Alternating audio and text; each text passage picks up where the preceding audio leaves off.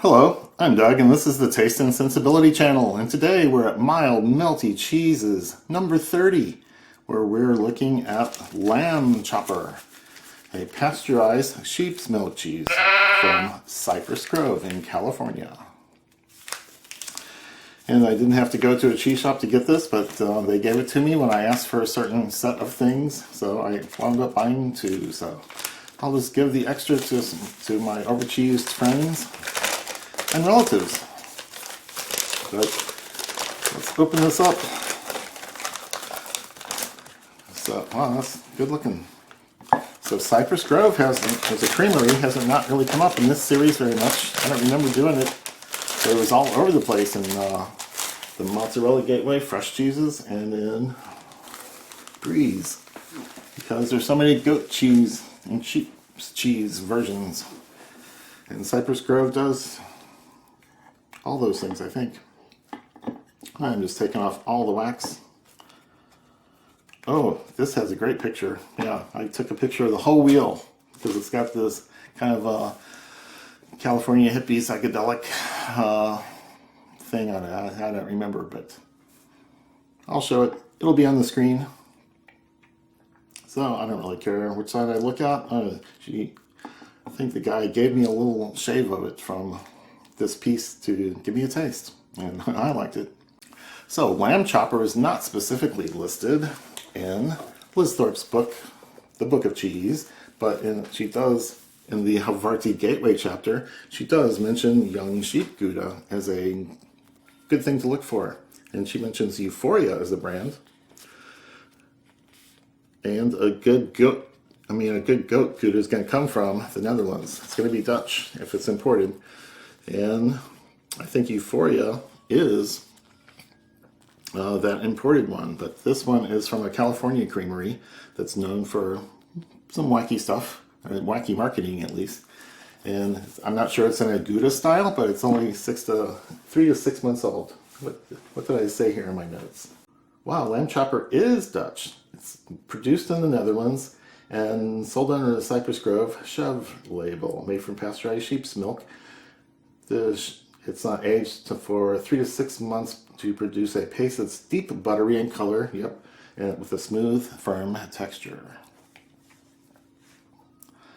So it is Dutch. It is produced in the Netherlands, so I think I'm going to like it. So sheep's milk has more fat, maybe double the fat of cow's milk, so you're going to be able to tell textural differences for sure.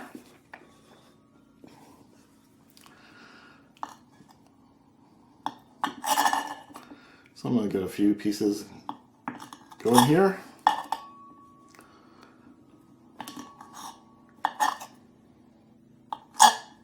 It seems really smooth when I'm cutting into it, soft. It's a room temperature. It's been out of the fridge for a couple hours. So let's give it a taste.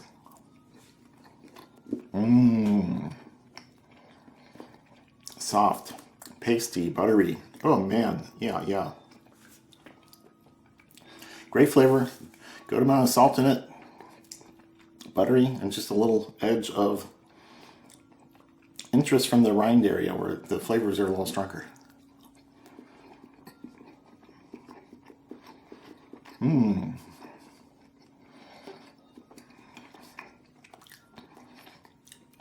Oh, very good.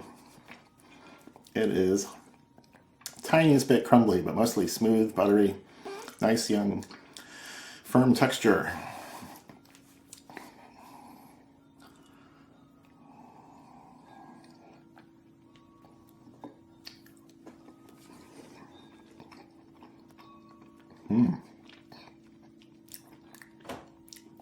Yes. You might not pick up that it's a different animal than cow milk.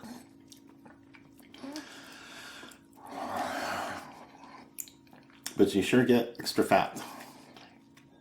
It's got a great texture in the mouth. So I'm excited about this one. Let me get a few more pieces ready to go here.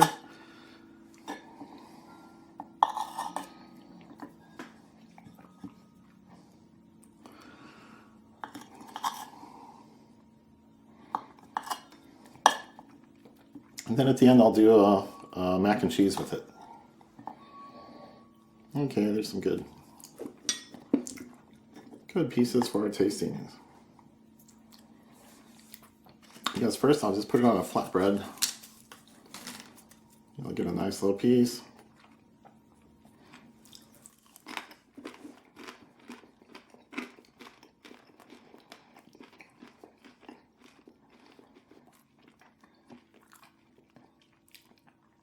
Yeah, the flatbread really accentuates the salt in it and the stronger. Whoa, man, that's Gouda-like. I'm not getting a tanginess, but I'm getting something indicating a little age. And the flatbread lets all those things shine through.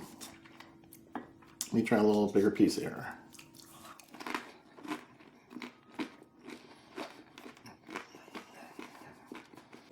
It's a little drier and pastier than most cheeses in this group. So it's bringing moisture, but it's all fat. It's not, it doesn't strike you as water-based at all. So it's fat and protein. Excellent. I'm going to put it on this date and hazelnut cracker and see what those flavors are like together. All the hazelnuts come through, all the fruitiness of the dates come through. Let's see.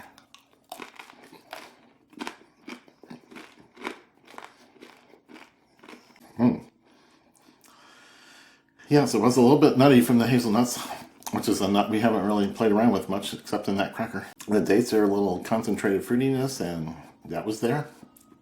And everybody played well together. That was pretty good. Anything else? It's been real interesting trying Biscoff crackers, cookies. They're probably more like a cookie. They're sweet. And I don't know how much cheese to use. I'm going to use less than this. There. So lamb chopper on a Biscoff.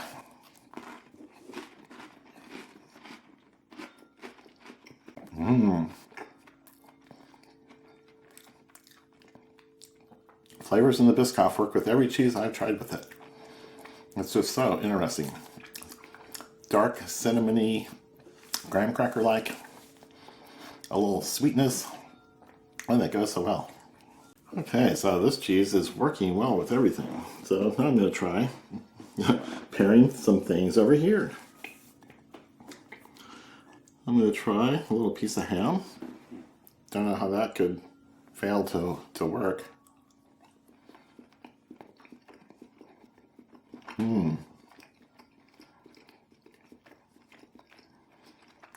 Yes, both parts are salty. Both parts are low in moisture. Well, fat is the moisture. And it tastes good and it feels good. Very flavorful. Yes. The cheese takes a step back with the ham in the mixture. What else? I'm gonna take a little piece of lamb chopper and take a little piece of a dried ginger. So it's dried and slightly sweetened ginger. And I think it's European. Well, I don't know where they grow it. Let's see.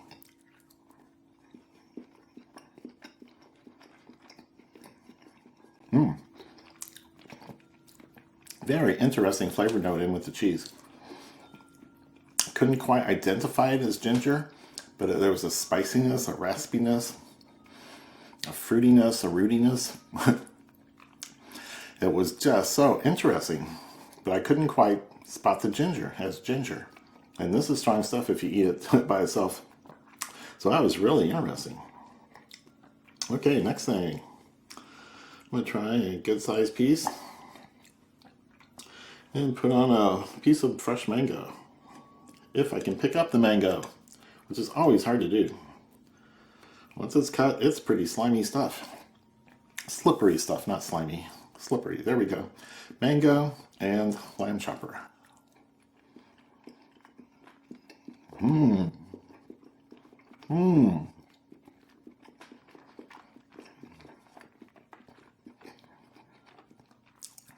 Sweet, juicy fruit. Contrasting with salt and dairy notes and the buttery texture. Everything's a contrast. And the fruit flavor goes well with cheese. Wow.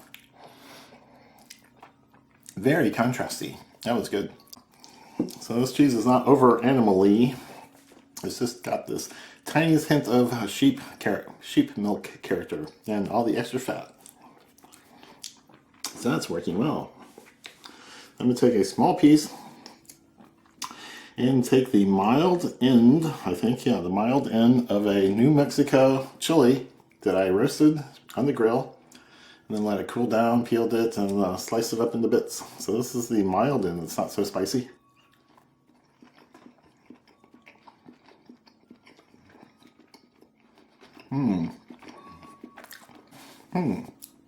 The chili pepper is moist and succulent, and it was not the spicy end, that's for sure. I'll do a few more pieces. So I'm going to try the hotter end, and then I have jalapeno also, and smaller pieces of those. I'm going to try the hot end of the New Mexico chili. I can tell it's hotter, it's bigger, it's from the rib part and closer to the seed pod. So New Mexico chili and lamb chopper.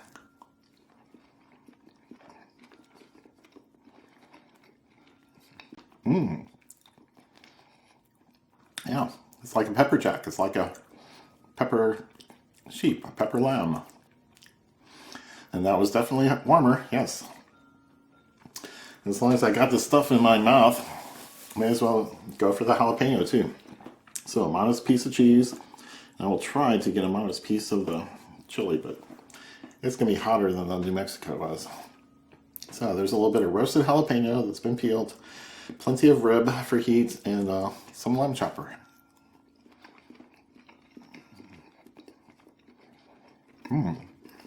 Much, much higher.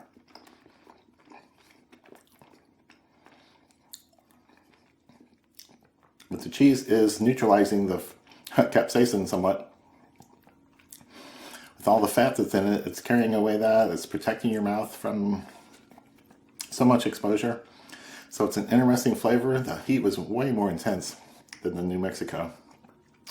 But actually a pretty good combination. So the roastedness of both kinds of chilies comes through as a more savory version, or a more interesting caramelized, sweeter type flavor. Very good. But man, need a mouth rinse. Capsaicin strong with that one. Okay, I got a couple more fruits here to try. As long as I cut them up fresh, may as well eat the things, right? So, a little bit of kiwi. A small piece of lamb chopper. Fresh kiwi. And I'll probably be able to taste it okay in spite of the jalapeno. Ooh.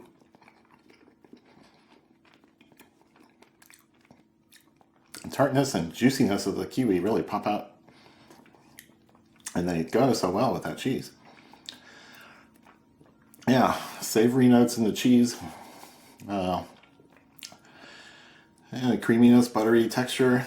And the kiwi was just bright and fresh and tart. It's not a real sweet kiwi. And there's not lots of juice just dripping out of it, but plenty wet, plenty juicy. Wow, it's good. And now, last thing I'm going to do here is a bit of a black plum, fresh black plum, which is pretty juicy, pretty sweet. Wow, and bigger than the cheese. Let's see if I can find the cheese in this combination.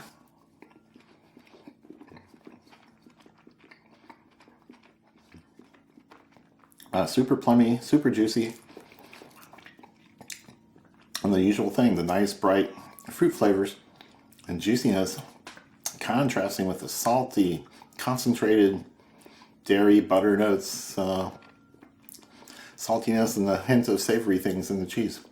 Wow, contrast, contrast, contrast. Very good. So this is our next to last video, and I'd like to remind you to like this video and leave comments, leave questions, share it with friends, subscribe to the channel, and click on that bell to get notified. And I'm going to go make a mac and cheese with some of this lamb chopper. So stick around, I'll be right back. Okay, I'm back with the mac and cheese made from the lamb chopper cheese that we've been tasting here today. So this is a roux-based mac cheese sauce. They make a little bit of, and then throw in the cheese, get that melted, and then throw in the cooked pasta.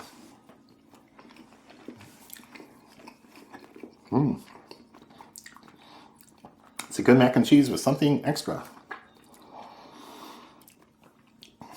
A little bit of savory something from the cheese is making it through. Can't really tell. There's sheep milk and not cow milk in the cheese. There's cow milk in the recipe for the mac and cheese.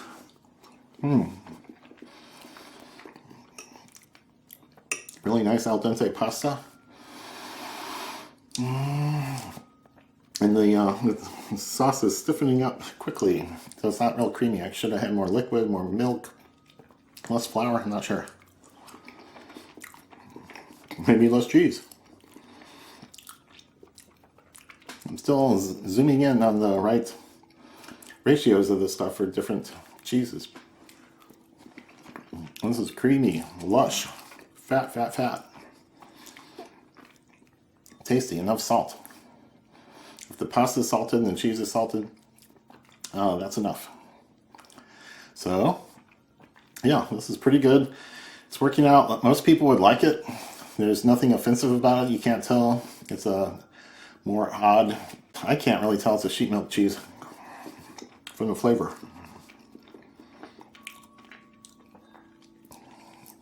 So, I like it. This is good. This is a good use for the lamb chopper. And I'm glad I learned to make mac and cheese from scratch, so I can do this with cheeses I come across. I might do it with the next 3 or 4 series until I get to weird, funky blue cheeses or something. So, and maybe that works too. So again, please like the video, leave questions, leave comments down below. What do you do with your sheep milk, Gouda, or other variety of mild melty cheese? Share the video with friends, subscribe to the channel, and click the bell to get notified. And we only have one more episode left of mild melty cheeses. So come back for that, and cheers.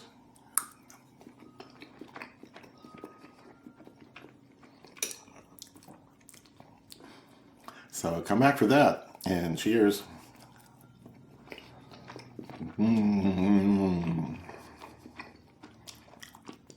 This is so good. This is so good.